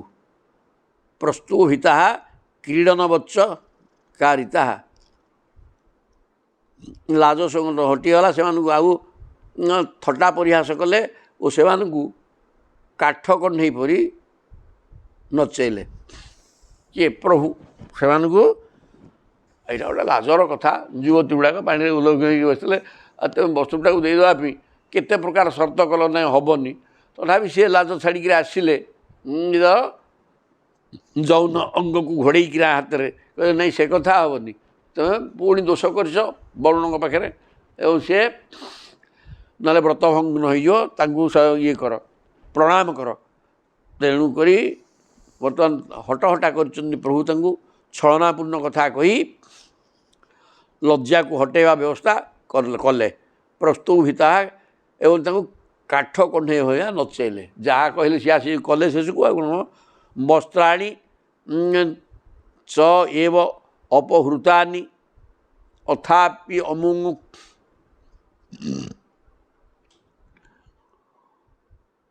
ଏପରିକି ସେମାନଙ୍କର ବସ୍ତ୍ର ମଧ୍ୟ ହରଣ କରିନେଲେ, ତଥାପି ସେମାନେ ତାଙ୍କ ଉପରେ ରାଗିଲେ ନାହିଁ, ସେମାନେ ତାଙ୍କର ଦୋଷ ଧରିଲେ ନାହିଁ, ବରଂ ନିଜ ପ୍ରିୟତମଙ୍କ ସାନ୍ନିଧ୍ୟ ପାଇ ସେମାନେ ଖୁସି ହେଲେ। ଚୈବ ଅପହୃତାନି, ନିଜେ ବସ୍ତ୍ର ଭିତରୁ ଉଠେଇକି ନେଇ ବର୍ତ୍ତମାନ ଆମକୁ ଏ ପ୍ରକାର ହଟହଟା କରେଇଲେ। ଲାଜ ଆମର କୁଆଡ଼େ ଗଲା, ଆଉ କ'ଣ କରିବା? କାଠ କଣ୍ଢେଇ ଭଳିଆ ଆମକୁ ନଚେଇଲେ, ଯାହା କହିଲେ ସିଏ ଆମେ କଲେ। ହଉ, ତଥାପି କିଛି ଦୋଷ ନୁହଁ, ଆମର କିଛି ଦୋଷ ନଥିଲା, ବସ୍ତ୍ର ଗୁଡ଼ା ଥୋଇକିରି ଆମେ ଗାଧୋଉଥିଲେ, ଆଉ ଗୋଟେ କିଛି ଭୁଲ ଥିଲା। ତେଣୁ ଆମର ମାଲିକ ସ୍ୱାମୀଙ୍କି ଆମେ କାହିଁକି ଅପରାଧୀ ବୋଲି କହିବା? ସେମାନେ ନିଜର ପ୍ରିୟତମ ଭଗବାନଙ୍କ ସାନ୍ନିଧ୍ୟ ଲାଭ କରିବାରୁ ଅତ୍ୟନ୍ତ ଖୁସି ହେଇଗଲେ। କାହିଁକି ନା ଯଦିଓ ତାଙ୍କ ଅଙ୍ଗ ସଙ୍ଗ ନ ହେଇଛି, ତାଙ୍କ ଅଙ୍ଗ ସଙ୍ଗ ହେଇଛି ଆମ ବସ୍ତ୍ର, ନହେଲେ ଗୋପାଙ୍ଗନା ମାନେ ଚିନ୍ତା କରୁଥିଲେ ଆଉ ବସ୍ତ୍ର ପିନ୍ଧିବାର ଆବଶ୍ୟକତା କ'ଣ ଅଛି କିରେ? ସମ୍ପୂର୍ଣ୍ଣ ଲାଜକୁ ଛାଡ଼ିଦେଲେ, ଆଉ ଲାଜ କରିବା ପୁଣି ଥରେ କ'ଣ ଦରକାର? ବସ୍ତ୍ର ପିନ୍ଧିବାନି, ଏ ପ୍ରକାର ଭାବନା ଆସୁଥିଲା। କିନ୍ତୁ କହିଲେ ପ୍ରଭୁଙ୍କର ଅଙ୍ଗ ସଙ୍ଗ ତ ହେଇନି, କିନ୍ତୁ ଆମ ବସ୍ତ୍ରଟା ପ୍ରଭୁଙ୍କର ଅଙ୍ଗ ସଙ୍ଗ ହେଇଛି, ତେଣୁ ସେ ଅଙ୍ଗ ସଙ୍ଗ ଲାଭ କରିଥିବା ବସ୍ତ୍ରକୁ ପରିଧାନ କରି ପ୍ରଭୁଙ୍କୁ ପାଇଲା ଭଳିଆ ଆମକୁ ଲାଗିବ। ଏକଥା ଚିନ୍ତା କରିକିରି ପୁନର୍ବାର ବସ୍ତ୍ରକୁ ପରିଧାନ କଲେ, ନହେଲେ ତାଙ୍କ ଇଚ୍ଛା ନଥିଲା, କହିଲେ ଲାଜ ତ ଛାଡ଼ିଲେଣି, ଆଉ ଗୋଟେ କ'ଣ ଲାଜ କରିବା? ଅତି ସୁନ୍ଦର। ପରିଧାୟସ୍ୱ ବାସାଂସି ପ୍ରେଷ୍ଟ ସଙ୍ଗମ ସଜ୍ଜିତା ଗୃହୀତ ଚିତ୍ତା नो ଚେଳୁ ତସ୍ମିନ୍ ଲଜ୍ଜାଇତେ କ୍ଷଣା। ପରିଧାୟ ଶୋଭାଶାଂସି, ତାପରେ ନିଜର ବସ୍ତ୍ରକୁ ଚିହ୍ନିକି ନେଇକିରି ପିନ୍ଧି ପକେଇଲେ। ପ୍ରେଷ୍ଟ ସଙ୍ଗମ ସଜ୍ଜିତା, ପ୍ରେଷ୍ଟ ମାନେ ଅଭିଳଷିତ ପ୍ରିୟତମଙ୍କ ସଙ୍ଗ ଲାଭ କରିବା ଉଦ୍ଦେଶ୍ୟରେ ସେମାନଙ୍କର ଚିତ୍ତକୁ ଶ୍ରୀକୃଷ୍ଣ ଏପରି ଭାବରେ ବଶ କରିଦେଇଥିଲେ ଯେ ସେମାନେ ସେଠାରୁ ପ୍ରିୟତମଙ୍କ ସଙ୍ଗ ଲାଭ ଇଚ୍ଛାରେ ଗୃହୀତ ଚିତ୍ତାହା କୃଷ୍ଣ ତାଙ୍କ ଚିତ୍ତକୁ ବିଲକୁଲ ଅପହରଣ କରି ନେଇଯାଇଥିଲେ। ତାଙ୍କ ମନ କୃଷ୍ଣଙ୍କୁ ଛାଡ଼ି କୁଆଡ଼େ ଯିବା ପାଇଁ ହେଉନଥିଲା। କହିଲେ ଆଉ କ'ଣଟେ ନହେଲା ଯେ ଆମେ ଶରୀରଟାକୁ ପ୍ରଭୁଙ୍କୁ ଦାନ କରିବା ଲକ୍ଷ୍ୟରେ ଏଇଠି ମାସେ କାଳ ବ୍ରତ କରୁଥିଲେ। ଏବେ ଆଉ ଯୁବତୀ ଗୁଡ଼ାକ ଆମର ସର୍ବାଙ୍ଗ ଶରୀର ତ ପ୍ରଭୁ ଦେଖିଲେ, ଆଉ ଦେଖିଛନ୍ତି ତ ସେଇ ସମର୍ପଣ ହେଲା ହେଇଯାଇନି କି? ଆଉ ସମର୍ପଣ ତ ହେଇଯାଇଛି, ଆଉ କୃଷ୍ଣଙ୍କୁ ଛାଡ଼ିକିରି ଆମେ ଆଉ ଯିବା କୁଆଡ଼େ ଏଇଠି କାହିଁକି? ଗୃହୀତ ଚିତ୍ତା ନ ଚେଳୁହୁ, ଆଉ ପାଦ ତାଙ୍କର ଚଳିଲା ନାହିଁ। ବସ୍ତ୍ର ପରିଧାନ କଲା ପରେ କାମ କ'ଣ ହେଇଥାନ୍ତା? ଯେ ଜାଗାରୁ ଯିଏ ପଳେଇଥାନ୍ତେ। କିନ୍ତୁ ନା ବ୍ରତ କରୁଥିଲେ, ମାଆଙ୍କୁ ପୂଜା କରିଥାନ୍ତେ ମଧ୍ୟ ନା କିଛି ତାହା ତେଣୁ ନ ଚେଳୁହୁ ତସ୍ମିନ୍ ଲଜ୍ଜାଇତେ କ୍ଷଣା। ସେଠି ଲାଜେଇକିରି ସମସ୍ତେ ଠିଆ ହେଲେ, କୁଆଡ଼େ ହଲଚଲ ଆଉ ନାହିଁ। ତା ସାଙ୍ଗ ବିଜ୍ଞାୟ ଭଗବାନ ସ୍ୱପାଦ ସ୍ପର୍ଶ କାମ୍ୟୟା ଧୃତ ବ୍ରତାନାଂ ସଂକଳ୍ପମ ଆହ ଦାମୋଦରୁ ଅବଳାହା। ତେଣୁ ପ୍ରଭୁ ବୁଝିଗଲେ ଇଏ ମୋର ପାଦ ସ୍ପର୍ଶ କରିବାକୁ ଚାହୁଁଛନ୍ତି, ଅଙ୍ଗ ସ୍ପର୍ଶ କରିବା ଦରକାର, ୟାଙ୍କର ଅଙ୍ଗ ସଙ୍ଗ ଚାହୁଁଛନ୍ତି ନା। ତେଣୁ ସିଏ ପର କଥା, ଆଗ ପାଦ ସ୍ପର୍ଶ କରନ୍ତୁ, ସେତିକିରେ ବହୁତ ଅଙ୍ଗ ସଙ୍ଗ ହେଇଯିବ ନା।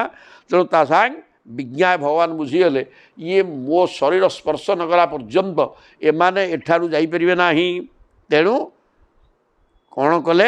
ଧୃତ ବ୍ରତାନାଂ ସଂକଳ୍ପମ, ଏ ବ୍ରତ କରିଛନ୍ତି, 1 ମାସ ପର୍ଯ୍ୟନ୍ତ କଠୋର ସାଧନା କରିଛନ୍ତି। ତେଣୁ ଏ ସାମାନ୍ୟ କଥାଟାକୁ କରେଇଦେବା, ଅଙ୍ଗ ସଙ୍ଗ କରନ୍ତୁ। ଦାମୋଦର ଭଗବାନ, ଦାମୋଦର ବୋଇଲେ କ'ଣ? ଯିଏ ବନ୍ଧନରୁ ମୁକ୍ତ, କିନ୍ତୁ ଭକ୍ତର ଇଚ୍ଛା ପୂରଣ କରିବା ପାଇଁ ଦୌଡ଼ିରେ ବନ୍ଧନ ହେଇଯାଇଥିଲେ, ସେ ନ ଭାବିଥିଲେ ଦୌଡ଼ିରେ ବାନ୍ଧିବାର କ୍ଷମତା କାହାର ନଥିଲା କି ବାନ୍ଧି ହେଇନଥାନ୍ତେ। ନିଜେ ପ୍ରଭୁ ଚିନ୍ତା କଲେ ମାଆଟା ଛଟପଟ ହେଲାଣି, ଯେତେ ଦୌଡ଼ି ଆଣିକି ଜୋଚରେ 2 ଆଙ୍ଗୁଳି ନିଅଣ୍ଟ ଏମିତି ହେଇକିରି ସବୁ ପ୍ରଭୁ ଇଚ୍ଛା କଲେ, ମାନେ ଭକ୍ତର ଆଶା ପୂର୍ଣ୍ଣ କରିବା ପାଇଁ ମୋ ଭକ୍ତଟା ଯାହା ଚାହୁଁଛି ସିଏ ହଉ, ମୋ ଇଚ୍ଛା ପୂର୍ଣ୍ଣ ନ ହେଉ ପଛକେ।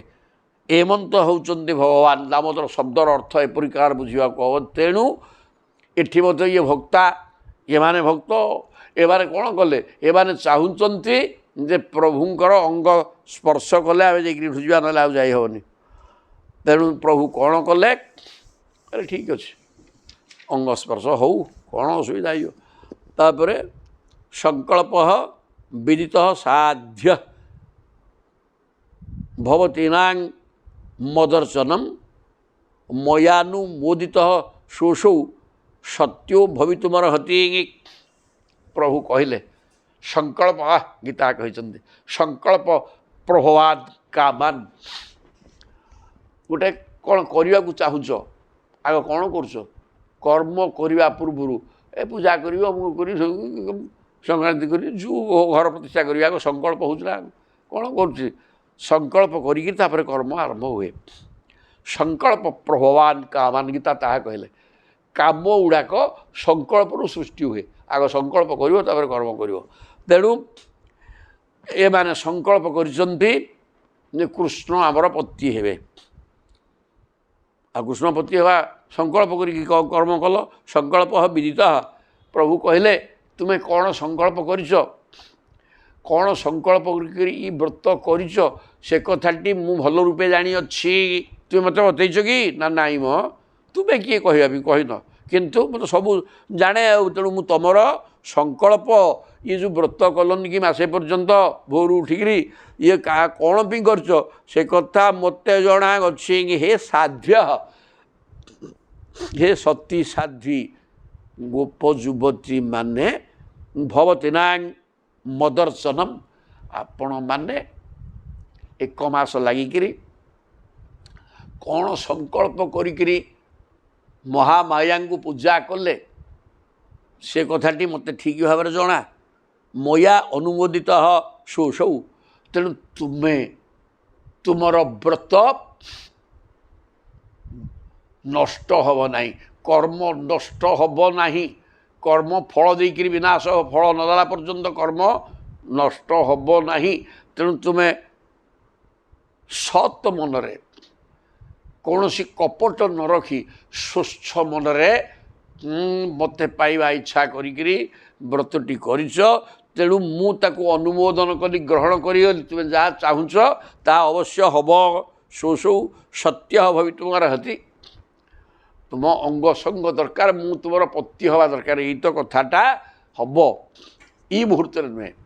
ଜୟ ଜଗନ୍ନାଥ। କ'ଣ କହିଲେ? ସତ୍ୟ ଭବିତୁମ, ତୁମେ ଯାହା ଚାହିଁଛ ମୁଁ ବି ତାହା ଜାଣିଛି। କାରଣ ମୁଁ ଅନ୍ତର୍ଯ୍ୟାମୀ, ସବୁ କଥା ଜାଣିଛି ବୋଲି ତ ଆସିଥିଲି ଆଜି। ବ୍ରତ ସରିଯିବ ତ, ତେଣୁ ତୁମକୁ ସୂଚନା ଦେବା ପାଇଁ ଯେ ତୁମ ବ୍ରତ ସିଦ୍ଧି ହେଲା, ଏତିକି ଏ ସୂଚନାଟା ଦେଲି। କିନ୍ତୁ ଅଙ୍ଗ ସଙ୍ଗ ହେବ କେତେବେଳେ? ରାସ କ୍ରୀଡ଼ା ଶରଦ ଋତୁରେ ହେବ। ତେଣୁ କ'ଣ କଲେ? ଗ୍ରୀଷ୍ମ ବର୍ଷା ଶରତ ରାସ ଗୋଟେ ବସନ୍ତ ରାସ ଅଛି। ତେଣୁ ଏଇଟା ବର୍ତ୍ତମାନ କେଉଁ ସମୟ ହେଲା? ଶରତ ଯାଇକିରି ହେମନ୍ତ ହୋଇଯାଇଛି, ପୁଣି ବର୍ଷେ ଅପେକ୍ଷା କରିବାକୁ ପଡ଼ିବ। କ'ଣ ସେ ଦେଖିବା, ଶରତ ଋତୁରେ ହେବ। ଶରତ ମାନେ ଆହୁରି 11 ମାସ। ତେଣୁ କହିଲେ ତୁମର କାର୍ଯ୍ୟସିଦ୍ଧି ହେଇଗଲା, ବ୍ରତ ତୁମର ନଷ୍ଟ ହୋଇନାହିଁ। ନିଶ୍ଚିତ ତୁମର କାର୍ଯ୍ୟସିଦ୍ଧି ହେବ। ମୁଁ ଜାଣିଛି ତୁମେ କ'ଣ ବି ଚାହିଁଛ, କ'ଣ ପାଇଁ ବ୍ରତ କଲ, କ'ଣ ସଂକଳ୍ପ ତୁମର ଥିଲା, ସେ ସଂକଳ୍ପ ମୋତେ ଜଣା। ନ ମୟା ଆବେଶିତ ଧ୍ୟାନ କାମ କାମାୟ କଳ୍ପତେ। ଜୟ ଜଗନ୍ନାଥ। କି କଥା କହିଲେ ମୁଁ, ଧନ୍ୟ ଭାଗବତ। ଭର୍ଜିତା କୁଥିତା ଧାନା ପ୍ରାୟ ବିଜୟ ନିଶ୍ଚତେ। ନ ମୟା ଆବେଶିତ ଧ୍ୟାନ, ଯିଏ କୃଷ୍ଣ ପ୍ରେମରେ ରହିଛି, ଯାହା ମନ ଭିତରେ ଗୋଟେ ସଂସାର ନାହିଁ, କୃଷ୍ଣମୟ ହେଇକି ରହିଛି, ସିଏ ମୋ ପ୍ରତି ଯେଉଁ କାମନାଟା କରୁଛି ପତି ରୂପରେ ପାଇବି, ଅନ୍ୟ କାହାକୁ ପତି ରୂପରେ ପାଇବା ହୁଏତ ପାଇବ କି ନ ପାଇବ, କ'ଣ ତା ଭିତରେ ଖରାପ ହେଇପାରେ, କ'ଣ ହେଇପାରେ, ସେ କାମନାଟା ନଷ୍ଟ ହେଇଯାଇପାରେ ବା ଅସତ୍ୟ ହେଇଯାଇପାରେ। ସେ ଭୋଗ କରିବା ଲାଳସାରେ ସେ କଥା ତମେ ତାକୁ ଚାହିଁଲ, ସିଏ ତୁମକୁ ଭୋଗ କଲା, ଛାଡ଼ିଦେଲା। ଏସବୁ ବିଭିନ୍ନ କଥା ଅଛି ତା ଭିତରେ। ତେଣୁ କିନ୍ତୁ ମୋତେ କାମନା କରିବାଟା କାମାୟ ନ କଳ୍ପତେ, ମୋ ଉଦ୍ଦେଶ୍ୟରେ ଯେଉଁ କାମନା କରାଯିବ ସେ କାମନାଟା କାମନା ନୁହଁରେ। କାରଣ ମୁଁ ସାଧାରଣ ମନୁଷ୍ୟ ନୁହଁ, ମୋ ଶରୀରଟା ମଧ୍ୟ ବ୍ରହ୍ମ, ମୋ ଶରୀରଟା ବ୍ରହ୍ମ। ଏବଂ ଯେଉଁ ବ୍ୟକ୍ତି ତତ୍ତ୍ୱତଃ ମୋ ଶରୀରଟା ପାଞ୍ଚଭୌତିକ ନୁହେଁ, ପାଞ୍ଚଭୌତିକ ଶରୀର ମୋର ନୁହେଁ। ଗୀତା ବି ତାହା କହିଛନ୍ତି। ପ୍ରଥମଟା ଏବଂ ଯେଉଁ ବ୍ୟକ୍ତି ତତ୍ତ୍ୱତଃ, ଯିଏ ଠିକ୍ ଭାବରେ ଜାଣିଛି ଯେ ମୋ ଶରୀର ପାଞ୍ଚଭୌତିକ ନୁହେଁ, ସିଏ ହିଁ ଭାଗବତ କହିଛନ୍ତି। ଏବେ ଦଶମ ଏବେ ସେଠି ଚାଲିଛି। ତା କହିଲେ ଯେ ମୁଁ ତୁମ ଭଳିଆ ଶରୀର ମୋର ନୁହେଁ ପାଞ୍ଚଭୌତିକ, ସପ୍ତ ଆବରଣ ବିଶିଷ୍ଟ ମୋଟେ ନୁହେଁ। କାରଣ ପ୍ରମାଣ କରିଦେଲି ତୁମ ଆଗରେ, କାଳିଅ ନାଗ, ଗୋଟେ ସାପ କାମୁଡ଼ିବ, ପାଞ୍ଚଭୌତିକ ଶରୀର, ବଞ୍ଚିବ ସେ? ଆଉ କାଳିଅ ନାଗ ଏଇ ଯାଥା ତା ଗାଁରେ ବୁଲୁଥିବା ନାଗ ନୁହଁ। ତା ବିଷ ପୋଖରୀ, ବିଷ ପରିପୂର୍ଣ୍ଣ ପୋଖରୀରେ ପହଁରିଲି, ସେ ପୁଣି କାମୁଡ଼ିଲା, ବିଷ ଛାଡ଼ିଲା ମୋ ଉପରକୁ। କ'ଣ ହେଲା ମୋର? ଏଥିରୁ ଟିକେ ଚିନ୍ତା କରୁନ। ତୁମ ଶରୀର ଭଳିଆ ମୋ ଶରୀର, କେତେ ଜଣ ଅଛ ଆସିଲ ଏ ଭିତରେ ବୁଡ଼, କାଳିଅ ନାଗ ଉପରେ ଡେଇଁବ, ଆସୁନ, କିଏ କରିବ? ଯଦି ତୁମେ କରିପାରୁନା ପାରିବାର ପ୍ରଶ୍ନ କିଛି ନାହିଁ। ସେଇଠି ପରା ସବୁ ଗାଈ ଏବଂ ଗୋପାଳ ମାନେ ପାଣି ପିଇଲ, ସମସ୍ତେ ମରିକିରି ପଡ଼ିଥିଲ, ମୁଁ ଚାହିଁବାରୁ ବଞ୍ଚିଲ, ଆଉ ହେଲା କ'ଣ ତାହେଲେ? ତେଣୁ ମୋ ଶରୀରଟା ପାଞ୍ଚଭୌତିକ ନୁହଁ, ମୋର ବୋଲି ପରମାତ୍ମା, ଏବଂ ମୋ ଶରୀରଟା ବି ବ୍ରହ୍ମ ପଦାର୍ଥ। ସୁନ୍ଦର କଥା କହିଲେ। ତେଣୁ ମୋ ଶରୀରକୁ ଯିଏ କାମନା କଲା, ସେ ତ ବ୍ରହ୍ମ କାମନା କଲା, ବ୍ରହ୍ମ ପାଇବା ପାଇଁ। ତେଣୁ ସେଇଟା କାମନାରେ ଧରାଯିବନି ରେ। କାମଃ କାମାୟ ନ କଳ୍ପତେ। ମୋତେ ପାଇବା ପାଇଁ ଯେଉଁ ଇଚ୍ଛା, ସେ ଯେଉଁ ପୁଅ ରୂପରେ ହେଉ, ସ୍ତ୍ରୀ ସ୍ୱାମୀ ରୂପରେ ହେଉ, ଯେଉଁ ଯାହା ଯିଏ କାମନା କରୁଛି ସମସ୍ତଙ୍କ କାମନା ତ ପୂର୍ଣ୍ଣ କରିବା। ମୋ ଭକ୍ତମାନେ ଅହମ୍ ଭକ୍ତ ପରାଧୀନ, ମୁଁ ଭକ୍ତ ଅଧୀନରେ ଥାଏ, ଭକ୍ତ ଯାହା ଚାହେଁ ତାହା କରିବାକୁ ମୁଁ ବାଧ୍ୟ। ତେଣୁ ତୁମେ ପତି ରୂପରେ ଚାହୁଁଛ, ମୁଁ ବି ସେ କାମନା ପୂର୍ଣ୍ଣ କରିବି। ତେଣୁ এইটা কামনা নুহে, সাংসারিক বিষয় কামনা করা কামনা এবং তাহা বন্ধনকারক, এইটা মুক্তিদায়ক। কারণ তুমি মো শরীরকে কামনা করছ, মো শরীরটা পাঞ্চভৌতিক নু ব্রহ্ম, তেমন ব্রহ্মকে কামনা করছ, ব্রহ্মকে আমি স্পর্শ করবু নাই কি। যদি গোটে পুরুষ পাই স্ত্রীর অঙ্গ স্পর্শ, স্ত্রীর অঙ্গটা আবশ্যক, তেণু ଆମେ ଆମ ପୁରୁଷଙ୍କୁ ଆମ ଅଙ୍ଗକୁ ସମର୍ପଣ କରିଦେବୁ। ଅସୁବିଧା କ'ଣ ହେଲା? ଭକ୍ତ ଏ କଥା କରିପାରିବ। ଆଉ ମୋର ଶରୀରଟା ତ ପାଞ୍ଚଭୌତିକ ନୁହେଁ ନା, ଇଏ ବ୍ରହ୍ମ ପଦାର୍ଥ, ତ ବ୍ରହ୍ମତାକୁ ସ୍ପର୍ଶ କରିବା ପାଇଁ ତୁମେ କାମନା କଲ ବ୍ରହ୍ମ ପଦାର୍ଥକୁ। ଏଠି ବ୍ୟକ୍ତି ନୁହଁ, ମୁଁ ସାଧାରଣ ମାନବ। ତେଣୁ ତୁମର କାମନା ହେଇନପାରେ। ଏ କଥା ଚିନ୍ତା କରି ନ ମଇ ଆବେଶିତ ଧ୍ୟାନ, ଯିଏ ସମ୍ପୂର୍ଣ୍ଣ କୃଷ୍ଣମୟ ହେଇକି ଅଛି ଯାହାର ବୁଦ୍ଧିଟା, ସିଏ ମୋତେ ଯେଉଁ ଭାବରେ ଚିନ୍ତା କଲେ ସେଇଥିରେ ତାର କିଛି ପାପ ହେବ ନାହିଁ ରେ। କାହିଁକିନା ଭର୍ଜିତା କୋଥିତା ଧାନା ହାଗା, ଗୋଟେ ଧାନୁଟେ ଯଦି ବାଲି ପକେଇକିରି ବାଲିକି ତତେଇକି ତା ଦେହରେ ଥୋଇକିରି ଭାଜିଦେଲ ବା ଗରମ ପାଣିରେ ସିଝେଇଦେଲ, ସେଇଟା ପ୍ରାୟ ବିଜାୟ ନିଶ୍ଚତେ। ସେ ଆଉ କ'ଣ ବୀଜ ମାନେ ମଞ୍ଜି ହେଇକିରି ଗଛ ହେବ କିରେ? ଭାଜି ହେଇଥିବା ଧାନଟା ବା ପାଣିରେ ସିଝା ହେଇଥିବା ଧାନ ଆଉ ତା ଦେହରେ ଗଛ ଅଙ୍କୁରିତ ହେବାର ଶକ୍ତି ତାର ନଷ୍ଟ ହୋଇଯାଇଛି। ତେଣୁ ତୁମମାନଙ୍କର ଚିତ୍ତ ବର୍ତ୍ତମାନ ସଂସାର ପରିତ୍ୟାଗ କରି କୃଷ୍ଣମୟ ହୋଇଯାଇଛି ଏବଂ ସେ କୃଷ୍ଣମୟ ହୋଇଯାଇଥିବା ଚିତ୍ତ ଚାହୁଁଛି ପରମ ବ୍ରହ୍ମଙ୍କର ଅଙ୍ଗ ସଙ୍ଗ। ତେଣୁ ତାହା ଆଦୌ ବ୍ୟଭିଚାର ନୁହେଁ ବା ଅସତ୍ କଥା ନୁହେଁ, ବିଲକୁଲ ପକ୍କା ପାଠ। ଭକ୍ତ ଏବଂ ଭଗବାନଙ୍କର ସମ୍ପର୍କ ଏଇଟା, ଏହା ଦୈହିକ ସମ୍ପର୍କ ନୁହେଁ। ସୁନ୍ଦର ଭାବରେ ଏଗୁଡ଼ା ସବୁ এই ପ୍ରକାର ଚିନ୍ତା କରିକିରି ଭାଗବତ ପଢ଼ିଲେ ତା ନାଁ ଭାଗବତ, ନହେଲେ ପାପର ଖଣି ହେଇଯିବ ରେ ବାପା। ଏଥିରେ ଆଉ ପାଠ କିଛି ଅସୁବିଧା ନାହିଁ। ମୁଁ କ'ଣ ପାଞ୍ଚଭୌତିକ ଶରୀର? ତେଣୁ ପ୍ରାୟ କି ସୁନ୍ଦର କହିଲେ ମ, ତୁମ ମନରେ ସଂସାର ଚିନ୍ତା ନାହିଁ, ଶରୀରଟା ଏଇ କାମ ଭୋଗ କରିବା ଲାଳସା ନାହିଁ। ପୁରୁଷ ସହିତ ମିଶିକିରି ବ୍ୟଭିଚାର କରିବା ସେ କଥା ତୁମେ ଚିନ୍ତା କରିନ। ଇ ବ୍ରହ୍ମ ପଦାର୍ଥକୁ ଆମେ ଆଲିଙ୍ଗନ କରିବୁ, এইটা ତୁମର କାମ। ତେଣୁ ଏଥିରେ ଇଏ ଆଦୌ କାମାୟ ନ କଳ୍ପତେ, ଯେ ମୋ ପ୍ରତି ସମର୍ପିତ ହୋଇଯାଇଛି ସେଇଟା କାମନା ନୁହେଁ, ଭଜା ହେଇଥିବା ଧାନ। ତୁମେ ଭଜା ଧାନ ଭଳିଆ, ଅର୍ଥାତ୍ ତୁମ ମନରେ ଆଉ ସଂସାର ନାହିଁ, ସଂସାରରୁ ହଟିଯାଇଛି। ତେଣୁ ସେ ମନ ପ୍ରଭୁଙ୍କୁ ଧରିପାରିବ। ତୁମେ ଧରିବା ଅବସ୍ଥାକୁ ଆସିସାରିଛ। ଆଉ ସିଏ ତା ଭିତରେ ସଂସାର ବାସନା ଅଙ୍କୁରିତ ହେବ ନାହିଁ, ସଂସାର ବୀଜ ନଷ୍ଟ ହୋଇଯାଇଛି। ଯେମିତି ଧାନଟା ଭାଜି ହେଇଗଲେ ବା ସିଝିଗଲେ ଗଛ ହେବା ଶକ୍ତି ତାର ରହେ ନାହିଁ, ସେମିତି ତୁମେ ଭଜା ଧାନ ବା ସିଝା ଧାନ ଭଳିଆ ତୁମ ମନରେ କେବେ ହେଲେ ଆଉ ସଂସାର ଆସିବ ନାହିଁ। କୃଷ୍ଣମୟ ହେଇସାରିଲାଣି, ତେଣୁ ତୁମେ ସଙ୍ଗ ମୋର ପାଇବ। ସୁନ୍ଦର କଥା କହିଲେ ପ୍ରଭୁ। କି ପାଠ ଇଏ ହେଲା, ପାଠ ଇଏ ହେଲେ ଭାଗବତ।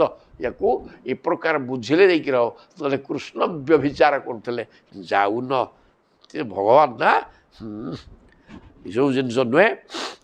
ତାପରେ କହିଲେ ଜାତା ବଳା ବ୍ରଜମ ସିଦ୍ଧା ମୟେମାଙ୍ଗ ରଂଶଥ କ୍ଷପା ଯଦୁଦିଶ୍ୟ ବ୍ରତମିଦଂ ଚେରୁହୁ ଆର୍ଯ୍ୟାର୍ଚନଂ ସତୀ। କହିଲେ ହେ ସତୀ, ସାଧ୍ୱୀ ବ୍ରଜ ଯୁବତୀଗଣ, ଚେରୁହୁ ଆର୍ଯ୍ୟାର୍ଚନ, ଆର୍ଯ୍ୟା ମାନେ ମହାମାୟାଙ୍କର, ସେ ହେଲେ ଆର୍ଯ୍ୟା ମାନେ ମହାମାୟାଙ୍କର ଅର୍ଚ୍ଚନା ତୁମେ କରିଛ।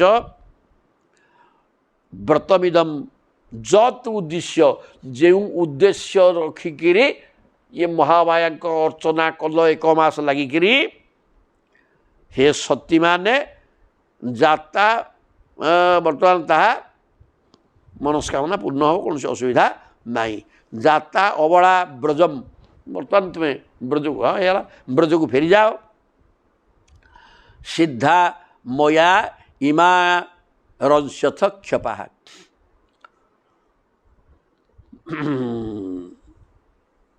तुमर से साधना सिद्धि है आसंता शरत ऋतु देदेले शरत तो बसर बसर ता माने 11 मासे जदि युवतीटे युवक सहित मिसवा चाहूँगी सी कौन 11 मास पर कंठ दब कि युवाक सबू कामातुर व्यक्ति ना पुरुष पुओ पिला हो झील पिला हो युवाक से हठात हो गाड़ी भितर तो जो प्रकार व्यवहार गाड़ी बस जाऊे विभिन्न प्रकार हो सब तेणु ये या कौन किए अपेक्षा करे इठी 11 मास अपेक्षा करने कंठ देदेले प्रभु कहले नाई इले समय है शरत ऋतु माने यहाँ शरत जाइए हेमंत हो तेणु प्रथम मास कौन आहरी 11 मास अपेक्षा करने को हम तुम मनस्कामना पूर्ण होकर अच्छी आ कौन गोलमाल हम ना ये कथा कहीकि प्रभु कहले तुम्हें बर्तमान हे अबला सती साध्य अबला माने ब्रजम ब्रजम जाता सिद्धा तुम कार्य सिद्धि है ब्रज को चल एक कथा प्रभु देले कही तापर कौन हम देखा ये गाड़ी गाड़ी लिखाई ये कथा गुड़ाक चुंबक मुझे सारे दिफाड़े तापर आसवे सुख उवाच यू देखा ये था।